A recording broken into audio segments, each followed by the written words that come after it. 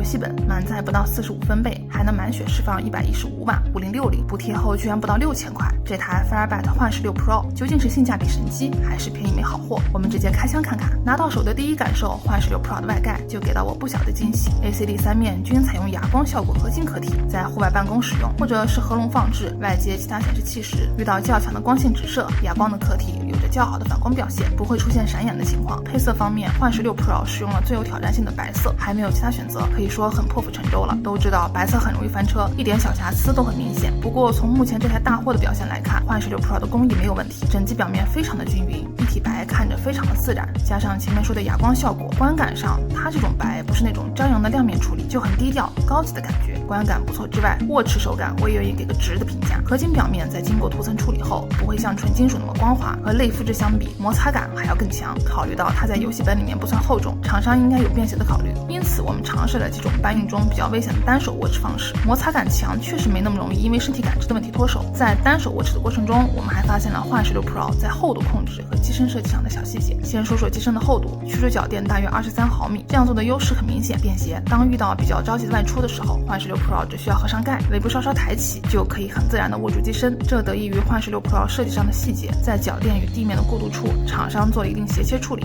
大部分情况下指尖和这个鞋面非常的贴合，手指长的话则会越过脚垫，稳定的扣住机身。因此在外带过程中，幻16 Pro 几乎不会有特别硌手的情况。从初印象的外观来看，幻16 Pro 的售价可以说香爆了。不过光是外观肯定是不完美的，外壳美且强只是给自己和别人看看，用起来还得看内部用料。所以我们拆机看看吧，卸掉地面上下的6颗短螺丝，还有中间散热镂空处与顶部的4颗长螺丝，然后沿着尾部的角就可以非常轻松的敲开盖板。这个内部的规整，说实话就算不说 T0，在非线品牌里也是 top 级别的存在了。零部件基本全装甲覆盖，不止看着，敲着也是相当的可靠。有的朋友会问，这全挡住了，我怎么知道哪个是硬盘呀？我想升级插到内存了，浪费我时间。别担心朋友，如果你倒回去仔细看一下这些装甲的表面，就知道厂商已经给你提示拉满了。 SSD 硬盘、Memory 内存、网卡则是在左侧的硬盘位底下。我手上这台幻16 Pro 原装为32G 5600兆赫兹加1T PCIe 4.0 M.2 2280的配置，按照官方的说法，4条插槽最高可以支持玩家升级96GB 加 4TB， 拉满基本和个小工作站差不多了，还可以自行转接最小的2230大小的 M.2，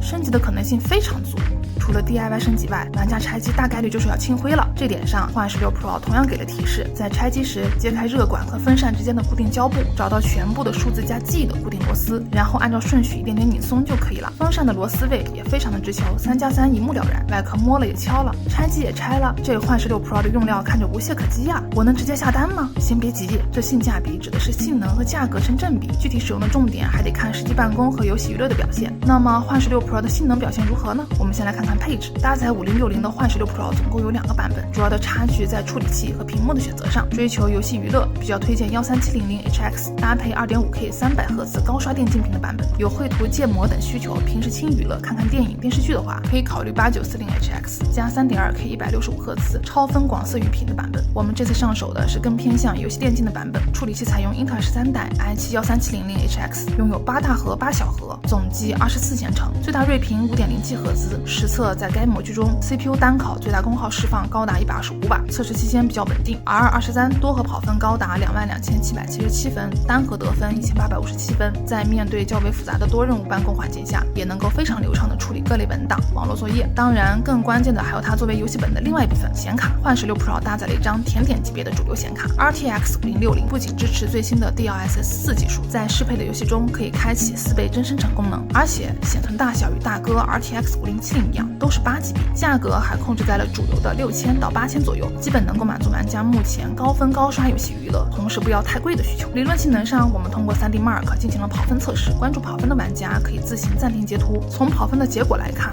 幻16 Pro 的性能发挥相当的给力，基本符合目前主流5060笔记本的得分情况。不过短时间的测试肯定不足以证明它能够长时间游戏，所以我们直接双烤看看。在25度室温、距离桌面15厘米，开启性能极速模式的情况下，双烤15分钟，可以看到幻16 Pro 的功耗释放依旧有着55加115瓦，总计170瓦的水平。对于不会满负载的的游戏娱乐使用，自然也就不在话下了。那除了性能释放优秀外呢，双烤的过程中让我比较惊讶的还有幻视6 Pro 的噪音和温度，满载15分钟，使用距离在60厘米的情况下，幻视6 Pro 的噪音在45分贝左右，和以往游戏本动不动直升机涡轮的表现相比，简直一个天一个地。基于合金机身以及双风扇散热管的散热效果也非常好，4面键盘区最高温不到45度，这几乎是一些高功耗手机的满负载表现，有那么点超级本的味道了。如果你觉得这样的表现还不足够的安静，幻视6 Pro 的控制中心还提供了丰富的模式选择，同样是性能模式、竞技模式和相较于极速模式，有着更优秀的噪音控制。双烤15分钟不到40分贝，当然换来的代价是整机功耗限制在45瓦加100瓦。那对实际使用的影响大吗？我们直接上游戏实机看一下吧。相信看完那么多的游戏表现，你应该知道了什么时候选择性能全释放，什么时候选择稍微控制下噪音。那么抛开性能模式玩，还有没有快速调节表现的方式呢？我想最快速度的让它安静下来。幻视6 Pro 非常方便的在电源键旁边配备了一个模式快捷切换按键，在性能模式明确选择后，玩家可以在需要时1秒由狂暴的游戏本变为安静的办公本。聊完性能方面的选项，